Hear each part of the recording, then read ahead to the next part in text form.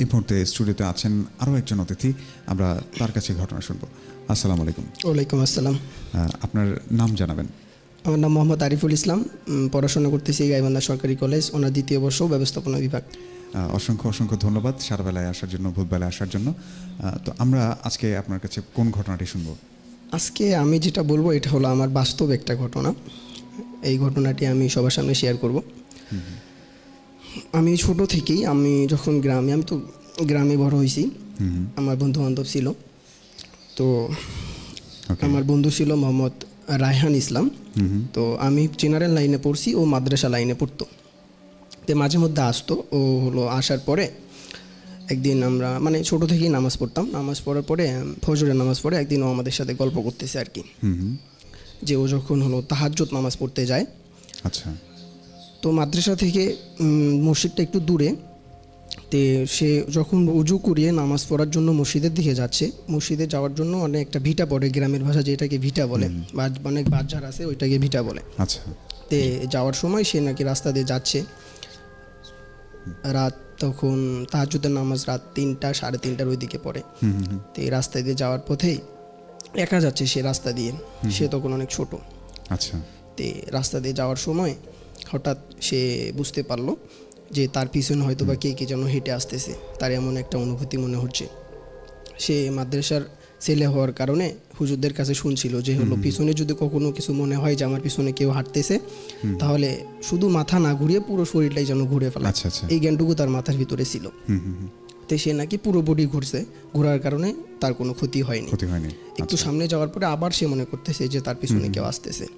তো এরকম যাওয়ার পরে হঠাৎ সামনে যাওয়ার পরে বাজার নাকি অনেকগুলো বাজার একদম তার সামনে এরকম করে নেমে আসছে। নেমে আসার পরে সে তো চমকায় গেছে। সে মাদ্রাসার ছেলে হওয়ার কারণে সেই সময় হুজুর বলছিল যে তখন সেই সময় হাতে কোনো লাইট, তারপরে হলো আয়াতুল কুরসি পাঠ করলে এগুলো চলে যাবে। সে তখন ছোট থাকার কারণে তার তেমন কোনো পাপও ছিল না। সে তখন একটা লাইট, তার কাছে ফ্ল্যাশ লাইট ছিল। লাইট অন করার সঙ্গে সঙ্গেই সে মানে যে তার সামনে যে বাসটা ছিল সেটা উঠে গেছে। সে তারপরে মসজিদে গেছে নামাজ পড়তে, তাহাজ্জুদ নামাজ পড়ে। তো না, তাহাজ্জুদ নামাজ পড়ে একদম ফজর নামাজ পড়ে বের হয়ে আসছে নাকি। আসার পরে সেদিনের ঘটনা চলে গেল। এরকম করতে করতে তার হাফেজ আর কি পুরো কমপ্লিট হয়ে গেল। বাসায় আসলো। বাসায় আসার পরে তো একদিন হঠাৎ তার হলো মানে আমার সম্পর্কে বন্ধু হয়, আবার ভাতিজাও হয়। তো একসঙ্গে বেড়ে ওঠার কারণে তার আব্বু আম্মু ছোট ভাই বোন সবাই হলো তার নানির বাসায় গেছে। আচ্ছা। তো সেই দিন আমরা ঈশার নামাজ পড়ি, আমাকে বলতেছে যে আমার বাড়িতে যেহেতু কেউ নাই, তুই আজকে আমার সঙ্গে থাক। আমি বললাম আচ্ছা ঠিক আছে, সমস্যা নেই। আমি বাসায় খাওয়া দাওয়া করে তোর ওখানে যাচ্ছি। তো খাওয়া দাওয়া করে আমি বাসায় গেছি। যাওয়ার পরে ছেলেপেলে মানুষ একটা ওয়াজ টোয়াজ আর কি গজল শোনার পরে শুয়ে পড়লাম, রাতে ঘুম দিলাম। আচ্ছা। ঘুম দেওয়ার পরে রাত প্রায় 12টা সাড়ে 12টার ওই দিকে আমি ঘুমায় গেছি। হঠাৎ আমার ঘুম ভেঙে গেছে। দেখি ও আমার পাশে নাই। আচ্ছা। আমি তো তখন ভয়ে পড়ে গেছি যে কিরে এই হঠাৎ কই গেল আমাকে না জানাই। প্রশ্ন অদ্ভুত, এত রাতে আমি ভয় পাইছি আর কি। একটু পরে দেখি যে আমার খাট উপরের দিকে উঠতেছে। আমি তো একদম সেই ভয়ে চিল্লাচিল্লি করা শুরু করে দিছি। আচ্ছা। তারপরে মানে ওরে ডাকতেছি, ও নাই। একটু পরে কই থেকে যেন আসলো। আসলে বলতেছে কি হয়েছে, তুই চিল্লাতিস কেন? আমি বললাম তুই কই গেছিলি? আমি তো গেছিলাম পেশাব করতে। তুই যাওয়ার পরে এরকম আমার হঠাৎ ঘুম ভেঙে গেছে, আমি চমকায় গেছি। দেখি তোর খাট উপরের দিকে উঠতেছে। তো এইটা হলো ঘটনা। যাওয়ার পরে বলে এটা কোনো নয়, তুই একটু হঠাৎ ঘুম থেকে উঠছিস, সেই জন্য হয়তো বা তোর এমন মনে হয়েছে, চমকায় গেছিস। আচ্ছা। তো সেই রাত পার হয়ে গেল। পরের দিন সকালবেলা আমরা ফজর নামাজ পড়তে গেলাম। ফজর নামাজ পড়ে আসিয়া আমি আমার বাসায় ঘুম দিলাম। আমিও সত্যি নিজে অনেক ভয় পাইছিলাম, সেই জন্য আমি আর ওর কাছে যাই নাই। আমি বললাম তুই যা, আমি বাসায় ঘুমাবো, আমার রাতে ঘুম হয় নাই, ভয় পাইছিলাম কারণে। পরে সকালে ঘুম থেকে ওঠার পর ওর আব্বা আম্মু তখন নানি বাড়ি থেকে আসলো। আমি ওরে কিছু না জানাই আমার ভাবির কাছে গেছি যে ভাবি এরকম কালকে আপনি আপনার রুমে ছিলাম, এরকম একটা ঘটনা ঘটছে। ঘটনা আর কি আপনি আগে কখনো দেখছিলেন, যেহেতু আপনার ছেলে। তো বলার পরে আমার ভাবি এক জায়গায়, ভাবি আর আমি এক জায়গায় বসলাম। কয় সে অনেক আগের ঘটনা, আমি তোকে বলি। আমার আমার যখন প্রথম বিবাহ হয় তখন তোর ভাই আর কি গেছিলো, আমাদের ওখানে হাট আছে, ভরতখালী হাট। হাটের ওখানে যাওয়ার পরে গরু বিক্রি করার পরে একটা হলো, মানে ছোট তখন তো ওই প্রাচীন যুগে তো 1 কেজি জিলাপি অনেক কিছু ছিল ছোট বাচ্চাদের জন্য। সে নাকি 1 কেজি জিলাপি নিছে। আচ্ছা। গরু বিক্রি করে জিলাপি নিয়ে বাসার দিকে আসতেছে, তখন ভ্যান ছিল না, অটো ছিল না, হাটে হেঁটে আসতেছে। তে মাঝপথে আমাদের ওখানে হলো শ্মশান ছিল, হিন্দুদের পুরানো একটা শ্মশান, ওখানে ওই রাস্তা দিয়ে আসতেছিল। ওখানে আসার পরে দেখতেছে একটা সাদা কাপড় পরে একটা বুড়ি লোক দাঁড়ায় আছে। দাঁড়ায় থাকার পরে যখন ওনার সামনে আসলো, বুড়ি লোক নাকি আমার ভাইকে দাঁড় করাইছে, কয় বাবা দাঁড়াও। আচ্ছা। বলেন কি হয়েছে? বাবা আমি তো 3 দিন ধরে কিছু খাই না, আমাকে একটু জিলাপি দিয়ে যাও, আমি একটু খাবো। তো আমার ভাই তখন নতুন বিবাহ করছে, তারপরও 2 সন্তানের বাবা হয়েছে আর কি, একটা ছেলে একটা মেয়ে। তো বলছে না আমি আপনাকে কেন দিব, তো আপনার কাছে টাকা নাই, আপনি কিনে খান, আমি আমার সন্তানের জন্য নিচ্ছি, আপনাকে কেন দিব? কয় বাবা দাও, আমি অনেক 3 দিন ধরে কিছু খাই না, ওখান থেকে একটু দিলে কোনো ক্ষতি হবে না, তোমার ছেলে মেয়ের কোনো অভাব পড়বে না। কয় না আমি দিব না, তুমি কিনে খাও। এই কথা বলে সে চলে আসছে। আসার পরে যখন ওই জিলাপি সবাই খাইছে, খাওয়ার পরে তার বড় মেয়ে ছিল আর কি, আমার বন্ধুর আয়ানের বড় মেয়ে ছিল। খাওয়ার পরে আস্তে আস্তে আস্তে আস্তে ও অনেক অসুস্থ হয়ে যাচ্ছে। অসুস্থ হয়ে যাওয়ার পরে হঠাৎ একদিন দিনের বেলায় সে এমন অসুস্থ হয়ে গেল, সে মানে তার ভিতরে, মানে কাল্পনিক যুগে যেরকম একটা কথা, যে তার ভিতরে নাকি ওই বুড়িটা প্রবেশ করছে আর কি, ওই উপরান্তি জিনিসটা আর কি। তে সে যখন থাকে একা, তারে উড়ে নিয়ে যাইতে চলে, তাদের আমার ভাবির বাড়ির পিছনে একটা বাজার আছে, ওই দিকে যাইতে চলে। এরকম করতে করতে অনেক আটকায়। তার আমার বন্ধু নানা আবার ছিল কবিরাজ, তো কবিরাজ থাকার কারণে অনেক করে এরকম আটকাইছে। পরে একদিন রাতের বেলা হঠাৎ দেখে মারা গেছে। পরে আমরা হলো আলট্রাসোনোগ্রাফি করে দেখি যে তার ভিতরের ফুসফুস একদম, কলিজা একদম পুরো নষ্ট হয়ে গেছে। আচ্ছা আচ্ছা। তো তার বড় বোন তো মারাই গেল। নেক্সট আমার বন্ধু রায়হান, তো এরকম আমি অনেক রাত তোর সঙ্গে থাকছি। তারপরে ভাবি বলতেছে যে হলো আমিও যখন রাতের বেলা ঘুমাই, আমি হলো চুল আমার চুল বালিশের নিচে থাকে, কিন্তু আমি কেন জানি না রাতের বেলা যখন আমার ঘুম ভেঙে যায়, ঘুম ভেঙে যাওয়ার পরে দেখি আমার চুল কাঠের উপর দিয়ে খাটের নিচে এরকম করে কে যেন আশ্রয় দিচ্ছে। আচ্ছা। আমি বললাম আপনি কি জানেন না এটা কে দিচ্ছে? কয় না। কে যে দেয় আমি তাও জানি না। আচ্ছা, যেমন আমরা যেভাবে বালিশে শুই, বালিশের উপরে, হ্যাঁ বালিশের উপর থেকে খাটের নিচে চুলগুলো হলো, হ্যাঁ মানে যদি খাটের একেবারে সাইডে শোয়ে, মানে শোয়ার পরে মাথা চুলগুলো যখন মানে নিচের দিকে ঝুলে থাকবে, এরকম করে ওনার চুলকে যেন ছুরি দিয়ে আশ্রয় দিচ্ছে, উনি বুঝতে পারে কিন্তু কি দেখতে পাচ্ছে না কে দিচ্ছে, দেখতে পাচ্ছে না। আচ্ছা, ব্যাপারটা খুবই এরকম ভয়ঙ্কর। কিছুদিন আগে আবার এরকম, তো ওই ছেলেটা তখন হলো এইরকম সমস্যার কারণে ওর অনেক সমস্যা হয় আমার বন্ধুর। তো এক পর্যায়ে ওরে বাড়িতেই রাখলো। বাড়িতে রাখার পরে তো হঠাৎ একদিন বলতেছে যে হলো আমি বিয়ে করব। তো বিয়ের জন্য পাত্রী খোঁজা হইলো, মানে বিয়ে এক সময় এক পর্যায়েটা বিয়ে হয়ে গেল।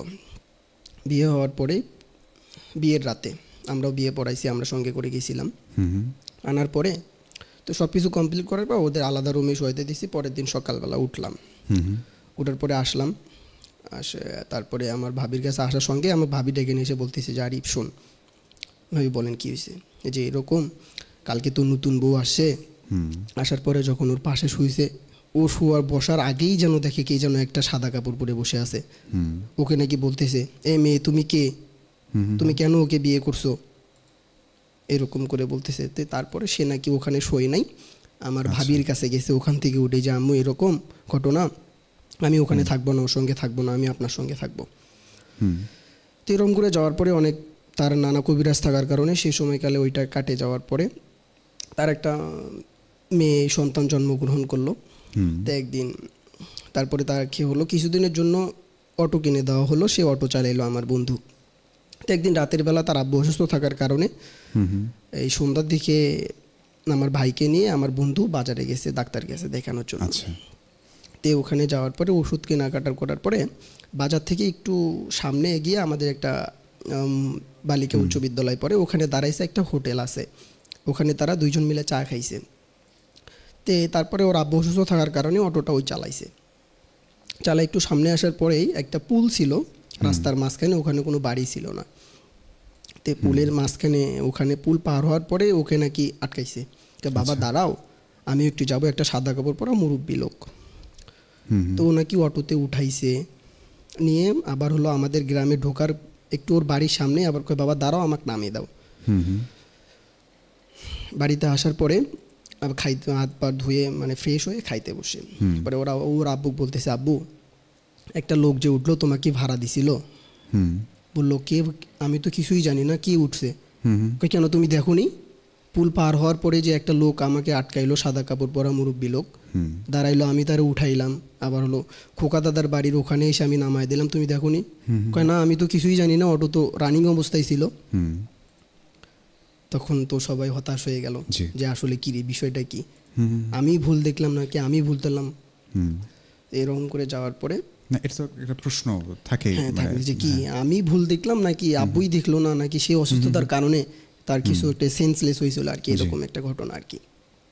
তো এরকম করে যাওয়ার পরে একদিন তখন ভালোই চলতেছিল, তারপরও আমি অনেক ওর সঙ্গে থাকছি, এরকম ঘটনা আর ঘটেনি। বাড়ি পুরো হলো তাবিজ দিয়ে বন্ধ করে রাখছিল তোর নানা। তো একদিন বাড়িতে রাতের বেলা আমি ঈশান নামাজ পড়িয়া ওও তারপরে আমরা দুজন ঈশান নামাজ পড়িয়া মানে বাড়িতে চলে গেছি। চলে যাওয়ার পরে খাওয়া দাওয়া করিয়া আমি লুঙ্গি পরে বাড়িতে ঘুমাই, লুঙ্গি পরে ঘুমাই গেছি। তে রাত তখন মানে আমার বাড়ি এখানে, ওর বাড়ি 2টা পরে। তো ঘুমিয়ে যাওয়ার পরে তখন ঘুমাই নাই, ফোন টিপতেছিলাম, হঠাৎ ওর আম্মুর চিৎকার যে কে আসো বাঁচাও বাঁচাও। আমরা তখন তো ঘুমাই নাই, আমার শরীর তো চমকে উঠছে, আমার আব্বু আম্মু কেউই ঘুমাই নাই, আমরাও ঘুমাই নাই। আমি তো বুঝতে পারছি যে কি কিছু একটা তো হয়েছেই যেহেতু। পরে আমি আমার আব্বুকে ডাক দিয়া, আমার আব্বু আম্মু দুইজনে বের হলো, আমিও বের হইলাম। আমি খালি গায়ে লুঙ্গি পরে গেছি, দেখি মানে ও ওখানে রুমে শুয়ে আছে, আমি তখনও যাই নাই। ওর আম্মু বাইরে চিৎকার করতেছে কে আছে বাঁচাও বাঁচাও, আমার রায়হান চলে গেল, আমার রায়হান চলে গেল। আমি বললাম কই গেল কই গেল? কই দেখে আয় যা কি অবস্থা, ওখানে সামনে যায়। আমি তখন খালি গায়ে লুঙ্গি পরে আসি। আচ্ছা, তো একটু সামনে যায় দেখি মানে মানে ও আমার চাইতে একটু স্বাস্থ্যবান ছিল, ভালোই ছিল।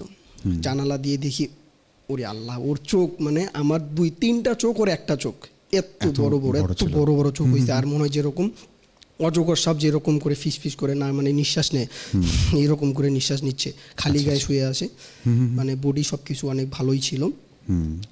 আমি দেখে তো আমি নিজেও ভয় পাইছি, আমি যে না এই অবস্থায় যাওয়া যাবে না ওখানে, ওর আম্মু না করতেছে এই অবস্থায় যাস না, হুট করে উঠে আসে ধরতে পারে। তা আমি বুঝলাম না, পরিস্থিতি অনেক খারাপ। আমি বাসায় গিয়ে লুঙ্গিটা চেঞ্জ করে প্যান্ট পরে আসলাম, শর্ট প্যান্ট 3/4 প্যান্ট পরে আসলাম। আমার আব্বু থাকলো, তারপরে সঙ্গে সঙ্গে ওর নানা, ওর 2টা মামা ছিল, ওর মামাকে ফোন দেওয়া হলো। তারা ওই রাতের বেলা তখন 11:30 পার হয়ে গেল, তাদের আস্তে আস্তে 11:30 বাজলো। কিন্তু রুমে ওর দাদা ছিল, ওর দাদার কোনো ক্ষতি করেনি, কারণ ওদের মধ্যে যেটা ছিল ওইটা সবসময় চাইতো ওদেরকে নিয়ে যাবে, হ্যাঁ নিয়ে যাবে, এরকম একটা অবস্থা। ও দাদা থাকার কারণে যাইতে পারেনি। ও তার আগের ভাবে আমি একটা ঘটনা ভুলে গেছি, সেই মানে ঘটনাটা ঘটার আগে রাতের বেলা খাওয়ার সময় দুধ দিয়ে ভাত দিছে ওকে, সেই রাতের বেলা। তো ও নাকি দুধ ফালায় দিছে, কয় না আমি দুধ খাবো না। মানে ও যে মানে যখন অটো থেকে নামায় দিল তখনই নাকি ওই মানে মুরব্বী লোকটা নামানোর পরে ওর শরীরের ভিতরে প্রবেশ করছে আর কি, তা ওইটা আর কি জিন ছিল। তো ঢোকার পরে দুধ ও বলে যে না আমি আজকে দুধ খাবো না। ও এমনিতে দুধ 2 কেজি এমনি একটা না করে খাওয়া ফেলায়। সেই লোক সেদিন দুধ খায়নি, দুধ ফালায় দিছে ওর আম্মুর হাত থেকে। আচ্ছা, তো ফালায় দেওয়ার পরে ওনাকে এমনি ফালায় দিয়ে যার ওর রুমে ও এরকম করে পুরো একদম হাত পা লম্বা সোজা করে শুয়ে আছে, কারোর সঙ্গে কোনো কথা বলতেছে না। তো ওর ওয়াইফ, ছোট একটা বাচ্চা ছিল প্রায় 4-5 মাস এরকম হবে, ওখানে গিয়ে শুইছে। ওর ওয়াইফে বলতেছে ওরে এখান থেকে সরা। ওর ওয়াইফ আমার কাকি বলতেছে কেন কি হয়েছে? ও তো প্রতিদিন এখানেই থাকে, মাঝখানে থাকে, আমাদের মাঝখানে। আমি বলছি সরাইতে বলছি, তুমি সরাও। পরে ও তো মানে ওয়াইফ ছোট, আমাদের চাইতে ছোট আর ওয়াইফ, আচ্ছা, ভয় পাইছে। তো ও শাশুড়ির কাছে আসছে আর কি, আমার ভাবির কাছে। আসে পর দেখো তোমার আম্মু আপনার ছেলে আবার এরকম শুরু করছে। তো আম্মু তো বুঝতে পারছে, কারণ আমার ছেলের আগে থেকেই সমস্যা, সেই জন্য ওই যে একটুগুলো হলো কবিরাজ দেয় পড়া পানি আর কি, ওগুলো নিয়ে যেই শরীরে একবার ছিটে দিছে, ছিটে দেওয়ার পরে ও মানে একদম এরকম করে উঠছে আর কি। উঠে দেওয়ার পরে আর একবার যেই দিদি ধরছে, ওর আম্মুর হাতটা এইরকম করে ধরছে, ওরে ওই পরা পানিটা ফালাই দিছে। আচ্ছা। তারপরে এইসব ঘটনা, তারপরে ওর নানারা আসলো। হুম। আসার পরে আমরা সবাই মিলে রুমে গেলাম। ওকে। রুমে যাওয়া তো দেখি করুণ অবস্থা, মানে ওর সামনে যাওয়াই যাচ্ছে না।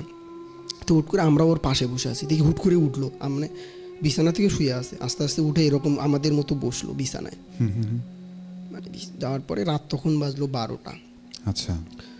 ওঠার পরে হুট করেই মানে বাড়ির পিছনে দৌড়াতে শুরু করে দিল, মানে বাঁশের আড়া যেখানে ওখানে ও যাবে। তখন আমরা প্রায় গ্রামের সব ছেলে প্রায় 10 জনের মতো ওরা আটকাইলাম। আটকানোর পরে আমরা আটকাইতে পারি না, মানে আমরা 10 জনের শক্তি, ওর একার শক্তি যেন আমরা পারতেছি না, অসম্ভব বিষয়, ওকে আটকানো যাচ্ছেই না, মানে ও উড়ে যাচ্ছে, উপরের দিকে যাচ্ছে, এরকম একটা ঘটনা। আমি ওর পা ধরছিলাম, আমার একটা লাথি মারছে এখানে, আমার এখনো মনে আছে। আচ্ছা। আমি সেদিনও গল্প করে আসলাম যে এরকম। এর মধ্যেই ওর বড় মামা চলে আসলো। ওর সেই দিন যদি ওর বড় মামা না থাকতো তাহলে হয়তো ওরা মানে আমরা ওরে আটকাইতে পারতাম না, ওরে নিয়েই যাইতো। জি। তো এরকম করে যাওয়ার পরে মানে আমি ওর পা দুইটাই এমনভাবে ধরছিলাম, একটা বাঁশ ছিল রান্নাঘরের ভিতরের বাঁশ, মানে পাটা 2 পা পেঁচাইয়া ধরছিলাম, তখনই আমি একটা লাথি খাইছিলাম। তখন আবার মানে অনেকক্ষণ জোরাজুরি করার পরে হয়তো শরীর ক্লান্ত হয়ে গেছে, তখন আবার ছেড়ে দিছে। আমরা বলছিলাম এখন হয়তো বা নাই।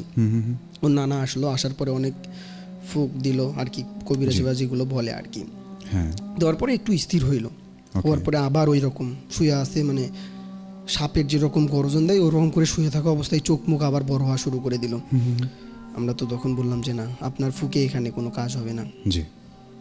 তখন রাত বেজে গেল প্রায় 1টা এরকম। পুরো গ্রাম ভর্তি মানুষ ওর বাড়ির মধ্যে, বাড়ির উঠানে। আচ্ছা। পুরো ছোট মামাকে বললাম যে হলো উল্লা বাজারে একটা ফকির আছে, ওনার কাছে যান আপনারা। তো ওনার কাছে যাওয়ার তখন রাত বাজে 1টা। ফকিরের কি চাহিদা পড়ে গেছে যে রাত 1টার দিকে আসে অন্যজনের রোগী দেখবে? আমার তো ভালো মন্দ আছে না। উনি বলেছে না আমি যাবই না। ওনারা সিএনজি নিয়ে গেছে, কয় আপনি কত টাকা নেবেন, এখানে সিরিয়াস অবস্থা, আপনাকে যাওয়াই লাগবে। এক পর্যায়ে অনেক জবরদস্তির কারণে এক সময় এসে আসছে। এর মধ্যেও আরেকবার ঘটনা ঘটে গেছিল যে হলো মানে ওর মামারা ওখানে গেছিল, আবার এরকম শুরু করছিল। মানে সেদিন কি বলবো, ওর মধ্যে যে কি শক্তি ঢুকছিল, একটা ওর হাতে শুধু টাচ লাগছিল, একটা ফ্যান নষ্ট হয়ে গেছে, চলতি ফ্যান নষ্ট হয়ে গেছে, মানে রানিং ফ্যান। তো ওর মামা আসার পরে তখন ওকে ছেড়ে দিছে, মানে ওর সঙ্গে যে 3 জন যারা ছিল ওরা ছেড়ে দিছে, ও স্বাভাবিক হওয়ার পরে যখন কবিরাজ আসলো, কবিরাজ আসার পরে ওটা বলতেছে ওরে মানে একটু হাত পা ধুয়ে নিয়ে এসে আমার সামনে বসাও। তো বসার পরে মানে বাড়ির পিছন থেকে রুম বের করে নিয়ে এসে বাড়ির সামনের রুমে একটা দাদির রুমে বসাইলো সামনে। আচ্ছা। এরকম কবিরাজ সামনে, তার সামনে ও পিছনে আমাদেরকে বলল যে ওর এই পাশের 2 হাত 2 জন ধরেন, এই পাশের 2 হাত 2 জন ধরেন। তখন ও ভালোই ছিল, তখন অনেক ক্লান্ত, মানে অনেক লাফালাফি করছে না, ও তো আর অত কিছু জানে না। তে আমার ওখানে যাওয়ার পরে আসার পরে কবিরাজ আমরা ধরলাম, ওর কানি নখ নিল, এরকম করে চিমটি দিয়ে ধরলো, এগুলো আমার বাস্তব চোখে দেখা আর কি। দিয়ে মাটিতে কিরকম এরকম কেন খাই দিল, এরকম করে উঠলো, ওই ঝাঁকি দিয়ে উঠলো। আমি তো ভয় পেয়ে গেছি, আমি প্রায় উঠে দৌড়ি মারছিলাম আর কি, মানে আমি তো অতটা তখন জানতাম না ভয়।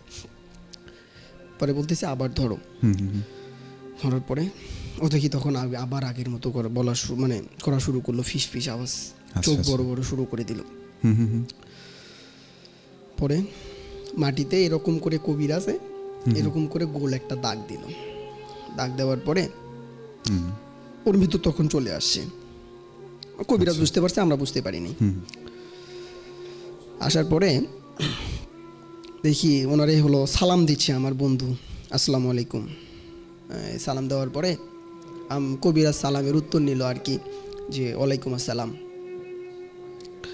তারপরে কবিরাজ বলতেছে যে হলো কিরে তোর নাম কি, মানে ও নাম বলতেইছে না, বলবে না কথা। কবিরাজ যদি বলে 3টা 4টা কথা, ও একটার উত্তর দেয়। অনেকক্ষণ বলার পরে বলতেছে তোর নাম কি, বলতেছে আমার নাম ইসলাম। কবিরাজ বলতে বাহ ভালো তো, তুই তো তাহলে মুসলমান ঘরের সন্তান, তাহলে ছেলেটারে তো ক্ষতি করতেছিস। তারপর সে বলতেছে যে ও আমার ক্ষতি করছে জন্যই আমি ওর ক্ষতি করতেছি। যে কি ক্ষতি করছে তোর বল। পরে ও বলতেছে যে হলো আমি ওর সঙ্গে থাকতাম, ওর আব্বু আম্মু ওর নানা নানি আমাকে আর কি ওর সঙ্গে রাখতে দিবে না, ওরে মানে কবিরাজি করে হাতে খুলি, তারপরে পুরো রুম সব কিছু বন্দি করে রাখছে আর কি, এরকম অবস্থা। আমরা ঢুকতে পারতেছি না। তো সেই কারণে ও যখন বের হলো সেই রাতের বেলা আমি এরকম সেজে ওর ভিতরে ঢুকছি, ওরে আমরা শেষ করে দেবো এরকম একটা অবস্থা। তো বলতেছে তুই এখন কি চাস, কি করলে ওরে সার্ভি, ছেলেটার হুদায় এত কষ্ট দিচ্ছিস কেন? বলতেছে যে আমার একটা শর্ত আছে, এই শর্তটা পূরণ করলে তাহলে আমি ওকে ছাড়বো। বলতেছে কি শর্ত তুই বল। বলতেছে যদি ওর বাড়ির পাশে পাশে যত খুলি যত বন আছে বান আর কি যেগুলো বলে এগুলো যদি ছুটায় দেয় তাহলে আমি ওকে ছেড়ে দেব। তো এরকম করে বলার পর আচ্ছা আর কোনো শর্ত আছে? বলতেছে না আর কোনো শর্ত নেই, মানে তুই এইটা করলেই ছাড়বি? বলতেছে হ্যাঁ আমি এইটা করলেই ছাড়বো। তখন ওর ভিতরে আর কি প্রবেশ করছে, মানে ও কথা বলতেছে আর কি, জিন, মানে ওই যে কবিরাজ এবং জিনের মধ্যে কথোপকথন চলতেছে। জি জি। বলে আচ্ছা ঠিক আছে তোর শর্ত মানলাম, তোকে ওর যে কবিরাজ সব কিছু আছে সব আমরা কেটে দেবো। তারপরে একটা আবার কবিরাজ এরকম করে হাত দিয়ে দাগ দিল মাটিতে, একটা চাকু দিয়ে, লোহার চাকু, ওইটা দাগ দেওয়ার পরে বলতেছে ঠিক আছে সব কিছু সব বান সব কিছু খুলে দেওয়া হলো, যত খুলে আছে শুধু এখন মুক্ত। তারপরে বলতেছে যে তোর তো শর্ত মানলাম, কিন্তু তুই যে একটা ভালো একটা ছেলেকে, হাফেজের কোরআন ছেলেকে এভাবে কষ্ট দিলি, তোর তো শাস্তি হওয়া দরকার, তোকে তো এত সহজে ছেড়ে দেবো না। তুই ছেলেটাকে শাস্তি দিলে আর আমি তোকে এত সহজে ছেড়ে দেবো, এই রাতের বেলা রাতের না ঘুমায় আমি আসছি, তোকে তো এত সহজে ছাড়তে পারি না, তোকেও শাস্তি পেতে হবে। তারপরে আবার কবিরাজ এরকম করে গোল দাগ দিল মাটিতে একটা চাকু দিয়ে, দিয়ে দুই পাশে দুইটা চোখ আঁকাইলো। আচ্ছা, তারপর কি কি যেন সূরা পড়লো, চাকু দিয়ে এরকম করে যেই এক চোখে মারলো, ও মনে করেন আমরা এমন ভাবে ঝাড়ি মারছে আমাদেরকে, আমরা আবার ছুটে, মানে আমরাই মাটিতে পড়ে গেছি একদম। আবার ধরলাম আমরা, আবার উঠে যেতে ধরছে, মানে ওর চোখে, মানে যে জিনটা ছিল ওর চোখে একটা কানা করে দিছে নাকি। আচ্ছা, তারপর আবার এই পাশে চোখে, ডান চোখে আবার আরেকটা ঘুরে দিচ্ছে, আবার ঝাড়ি মেরে উঠছে, আবার আমরা পড়ে গেছি আবার আমরা। আচ্ছা আচ্ছা। পরে বলতেছে দুই চোখ কানা করে দিছে। ও তখন অনেক লাফালাফি করতেছে, লাফালাফি করার কারণে পরে আবার বলতেছে যে না তুই অনেক খারাপ জিন, তুই ভালো হইলে তাহলে বারবারইভাবে ছেলেটাকে কষ্ট দিতি না। ওই ছোট 8 বছর থেকে শুরু করে আজকে 20 বছর, প্রায় 12 বছর ধরে তুই ছেলেটাকে কষ্ট দিচ্ছিস, তোকে আর আমি ছাড়বো না। পরে আমার ভাবিকে বলতেছে যে একটা কাচের বোতল আনেন। কাচের বোতল আনার পরে তো কিছুক্ষণ যাওয়ার পরে বলতেছে তোরে আমি বোতলে বন্দি করব। আচ্ছা। তারপরে কি কি যেন বললো, কোরআনের আয়াত পড়ার পরে ওর কানি নখটা বোতলের ভিতর দিল। বোতলের ভিতর দেওয়ার পরে 5 থেকে 10 সেকেন্ড পরেই ও অজ্ঞান হয়ে গেল। আচ্ছা। পরে বোতলের মুখে লাগা দিল, লাগা দিয়ে বলতেছে এটা বাড়ির পিছনে একদম প্রায় 1 কোমর নিচে পুঁতে রাখবেন। তো এখন ভিতরে ঢুকছে কিনা এটা তো আর আমরা কেউ জানি না, কবিরাজও বলতে পারে না যে ওর ভিতরে এখনো আছে কিনা। তারপর ও বলতেছে অজ্ঞান হয়ে যাওয়ার পরে ওর শরীর অনেক ব্যথা, ওর তখন হুঁশ আবার ফিরছে আর কি, জ্ঞান ফিরছে। জ্ঞান ফিরে পরে বলতেছে যে আমার কি হয়েছে, আমার শরীরটা তো ব্যথা করতেছে কেন, আমাকে তো আপনারা কি মারছেন আমাকে?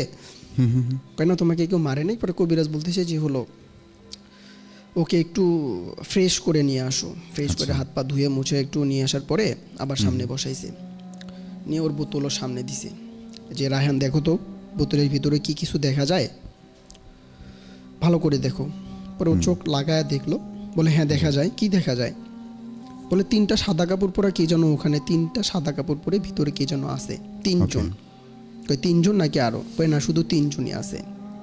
আচ্ছা ঠিক আছে, এই বোতলটা বাড়ির পিছনে পুঁতে রাখবেন 1 কোমর নিচে। তারপরে ও রায়হান বলতেছে যে আমার শরীর অনেক ব্যথা, আমার ব্যথার কারণে কবিরাজ ওকে হলো একটু ঝাড়ফুঁক দিয়ে মানে কি যেন বললো, আবার তখন আবার ও ঘুমের মতো চলে আসলো। পরে বলতেছে ওকে ঘুমায় দেন। আচ্ছা। পরে ও বাসা মানে রুমে নিয়ে যাও, ঘুমায় গেল আবার। এরকম করে যাওয়ার পরে অনেক দিন ভালোই কাটলো। আবার এরকম একটা অবস্থা, হঠাৎ একদিন দিনের বেলা আচ্ছা বাড়ির মধ্যে চিল্লাচিল্লি শুরু হয়ে গেছে। তখন আবার আমি বাসায় ছিলাম না, আমি তখন ঢাকাতে, আমি আর কি গল্পটা শুনছি আর কি, মানে বাকি গল্পটা যেটা আর কি। তো কি হয়েছে, এবার নাকি কালি ধরছে, ভরতকালী মন্দির আছে ওখান থেকে কালি ধরছে। আবার কালি ধরলো, এই ছেলেটার কি হইলো, খালি একেই ধরে আর কাউকে ধরে না। তো ধরার পরে আবার ওই কবিরাজকে নিয়ে আসা হলো। জি। নিয়ে আসার পরে আবার যখন এরকম করে ওর ভিতরে আনা হলো, ওর সাথে কথা বললো। কথা বলার পরে তা আমি যতটুকু জানি ছোটোবেলা থেকে শুনছি যে হলো ওরা যখন যায় তখন নাকি গাছের আগালের একটা পুরো আগাল নাকি ভেঙে যায়, এটা আমি শুনছি আর কি। হ্যাঁ, তো তখন নাকি সেই দিন নাকি সেই ঘটনাটা ঘটছে যে আমি ওরে ছাড়বি, এবার তুই প্রমাণ রাখে যা। কবিরাজ এমনি বলছে যে তুই প্রমাণ রাখি যা। বলছে ওই যে গাছটা দেখা যাচ্ছে ওই গাছের আগাল তুই ভেঙে দিয়ে দা। কিছুক্ষণ পরে গাছের আগাল ভেঙে দিয়ে চলে গেছে। আচ্ছা আচ্ছা, এটা তো সামনাসামনি দেখা। হ্যাঁ, সামনাসামনি দেখা আর কি। ওরা দেখছে এই ঘটনাটা, আমি দেখি নাই, আমি তখন ঢাকায় ছিলাম, তবে সত্য। ওকে, হ্যাঁ, আর এমনটাই হয় অনেক। হ্যাঁ, এমনটাই হয়। তারপরে এখন বর্তমান যে ঘটনাটা হলো, তারপরে ওকে ছাড়েনি, মানে ওকে ছাড়বেই না। ওর কথা হয় ওকে খাবে না ওকে দ্বারা কাজ করাবে। ওকে। তো এরকম করে যাওয়ার পরে আমি ঢাকাতে থেকে আসার পরে শুনলাম ও নাকি কবিরাজ হয়েছে, আমার বন্ধু। আচ্ছা, কেমনে কবিরাজ হইল? ওর সাথে যে 3টা জিন ছিল, ওই 3টা জিন ভালো ছিল।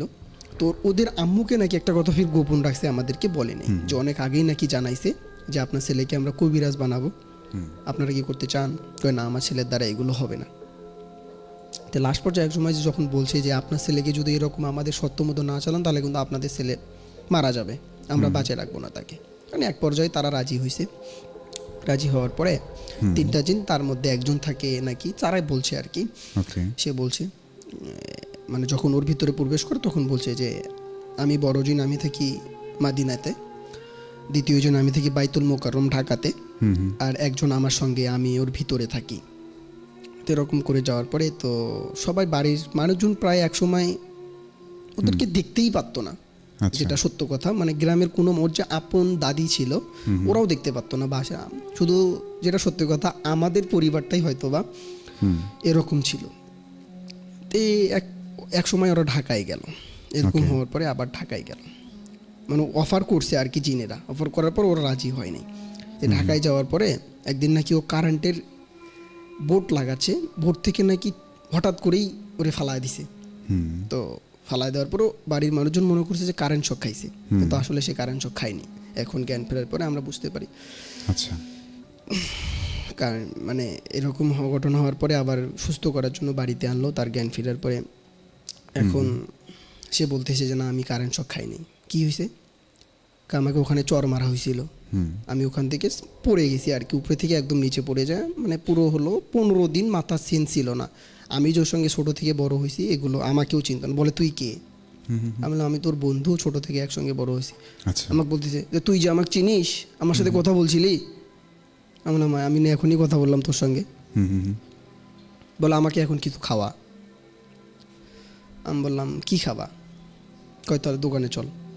তো দোকানে যাওয়ার পরে ভিটার যেই পার হয়েছি, বলতেছে আমি আর যাবো না। কেন? তুমি না এখনই বললা যে খাওয়া। কয় না, আমি আর খাবো না, বাসায় যাব। বাসায় চলে গেল। তো ওখান থেকে ও আবার ওর নানির বাড়িতে চলে গেল। আর মামারা রাখতো যে নাসিরে হঠাৎ করে ওর ভিতরে প্রবেশ করে, কার সঙ্গে কি ব্যবহার করে, কারে কি করবে বলা যায় না। তা আমরা আমাদের কাছেই রাখি। গ্রামের মানুষ যেহেতু এক সময় মানে ওদের উপর রাগান্বিত একটা অবস্থা আর কি, এরকম সে গ্রামে রাখে নাই। তো ওখানে থাকতে থাকতে থাকতে থাকতে সুস্থ হওয়ার পরে নাকি তে একদিন ওদের অনেকগুলো ছাগল ছিল। ছাগল থাকার একটা ওখান থেকে একটা ছাগল নাকি হারায় গেছে। এই ছাগল কই গেল হুট করে? তখন ও বলে উঠতেছে যে আমি জানি ছাগল কই গেছে। হ্যাঁ, তুমি না অসুস্থ, কেবলমাত্র সুস্থ হয়ে উঠলা, তুমি কেমনে জানবা? আমি বলে দিতে পারবো কার বাসায় আছে। আচ্ছা আচ্ছা, অনেক আশ্চর্যজনক ঘটনা কি ও বলে দিতে পারবে, আমরাই জানি না কেমনে নিয়ে গেছে। একটা হলো জমি থেকে ছাগল নিয়ে গেছে, তুই ছিলি রুমে, তুই কেমনে জানবি যে ছাগল কই গেল? বলে তোমরা আমাকে বিশ্বাস করেই দেখো আমি পারি কিনা। আচ্ছা, তখন নাকি ওই জিনটা ওর ভিতরে ছিল একটা, মানে ওর ভিতরে ওই কাজগুলো শুরু হয়ে গেছে ভালো দিকে, মানে কবিরাজের যে কাজগুলো ওগুলো শুরু হয়ে গেছে। আচ্ছা, তো এরকম করানোর পরে যে আমাদের ওখানে বাড়ি থেকে প্রায় 20 কিলো এরকম হবে মালেন্দহ ব্রিজ, হয়তো বা রাতুল ভাই আপনি শুনছেন মালেন্দহ ব্রিজ, ওইটা হলো বগুড়া রোডে বড় ব্রিজ আমাদের ওইদিকের। বলতেছে ওখানে চলেন, ওর মামাদেরকে বলতেছে। যাওয়ার পরে বলতেছে এরকম করে ওখানে যাওয়ার পরে একটা গ্রামে যাওয়ার পরে ডাইরেক্ট বলতেছে এই ঘরে আমার ছাগল আছে। ঠিক মানে রুমে যাওয়ার পরেই দেখে হ্যাঁ এই রুমের ভিতরেই ছাগল। আচ্ছা, এই যে ছাগল মানে হারাইছে ওই রুমটা যে ছাগল ওই পাওয়া গেছে। আচ্ছা। যাওয়ার পরে তো ওর মামারা তো আশ্চর্যজনক ঘটনা কী রে, হুম এই ডাইরেক্ট কোনো মানে মানে কিঞ্চিত পরিমাণ ভুলও হইল না, হুম ডাইরেক্ট একদম রুমে নিয়ে চলে আসলো। হুম তো আসার পরে বাড়ির লোক বা তাদের নানা বাড়ির গ্রামের লোক সবাই জানাজানি হয়ে গেল যে না, ওর ভিতরে আসলেই কিছু আছে, ভালো কিছুই ছিল। ওর পরিবারের কারণেই ওর উপরে এত আর কি অত্যাচার করছে। তাদের ফার্স্ট টাইমে একটা অফার করছিল, যেহেতু কোরআনের হাফেজ ছিল, সব কিছু জানে, এগুলো সে অফার একটা মানে তাদের কথা শুনে নাই কারণে তার উপরে এত অত্যাচার করছে। তে এখন আসলেই সে একজন কবিরাজ, সেটা আমি প্রমাণ পাইলাম হলো এই কিছুদিন আগে আমি বাসায় গেছিলাম কলেজ থেকে। যাওয়ার পরে বাসায় আমাকে ফোন দিছে যে কই তুই, আমি বাসায় আছি, কয় বাসায় থাক আমি আসতেছি। এর মধ্যে বাসায় যা আমি এবার হলো গল্পগুলো শুনছি যে এরকম রায়হান কবিরাজ হয়েছে, এরকম হলো। একটা আশ্চর্যজনক ঘটনা বললো আমার, যে আমাদের সামনে 2 প্যাকেট আকরবাতি, আচ্ছা, হ্যাঁ আকরবাতি ও যে রুমে আগে ছিল ওই রুমে লাগায় দিয়ে যায়। তো অটোমেটিক রাতের বেলা নাকি ওই আকরবাতিগুলো জ্বলে ওঠে, মানে অটোমেটিক্যালি মানে জ্বলে ওঠে। আকরবাতি ওই 2 প্যাকেট কিনে একটা টেবিলের উপর রাখিয়ে যায়, ওখান থেকে একটা বের করে ওরা নাকি আগুন জ্বালায় ওখানে।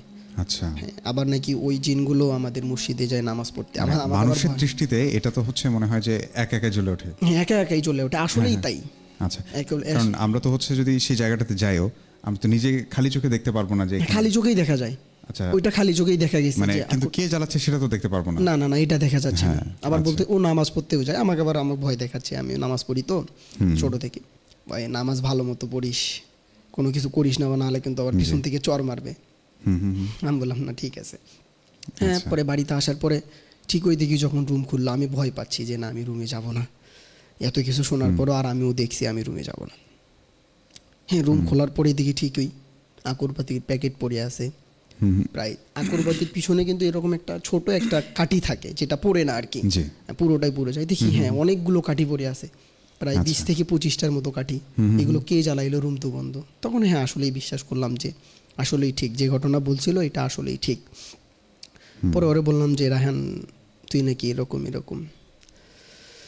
পরে হ্যাঁ বলতেছে এরকম আমাদেরই ভুল ছিল, ভুল হওয়ার কারণেই আমার উপরে এত অত্যাচার করছি, এত ভয়াবহ ঘটনা ঘটে গেছে। তো এখন তুইও সাবধানে থাকিস, নাপাক শরীরে আমার কাছে আসবি না, বা হাঁটু বের করে আসবি না, কারণ আমার মধ্যে সবসময় একজন থাকে মাদিনাতে, একজন থাকে বাইতুল মোকাররমে। তো এখন বর্তমানে কবিরাজ হয়েছে, 111 টাকা নেয় বুঝ বোঝার জন্য।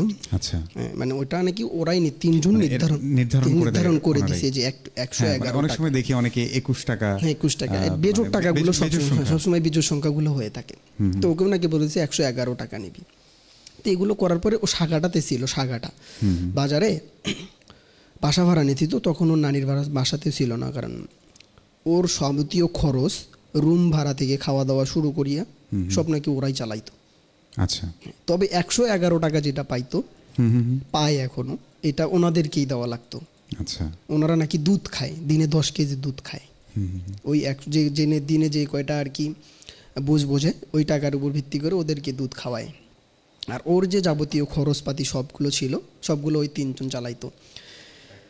তো এখন গল্পের পরিশেষে আমি বলতে চাই যে হলো আসলে বুঝতে হবে যে হলো আমার সঙ্গে সে জিনটা ভালো করবে না খারাপ করবে। যে সে যদি প্রথমেই বুঝতো যে আমার সঙ্গে ভালো করবে, তাহলে তার এত ভয়ানক ঘটনা তার সঙ্গে ঘটে যেত না। এটা হলো বড় বিষয়। এখন আলহামদুলিল্লাহ অনেক ভালো আছে, তার পরিবারও ভালো আছে, পরিবারের সবাই। তার একটা কন্যা সন্তান আছে, তাইও ভালো আছে, তার ছোট বোন আছে, আলহামদুলিল্লাহ সবাই ভালো আছে। আমার ঘটনা এখানেই শেষ। আরিফুল ইসলাম, আপনাকে অসংখ্য অসংখ্য ধন্যবাদ। আপনার এত বিশাল একটা ঘটনা এবং এত বর্ণনা দিয়ে আপনি আমাদের সাথে শেয়ার করলেন।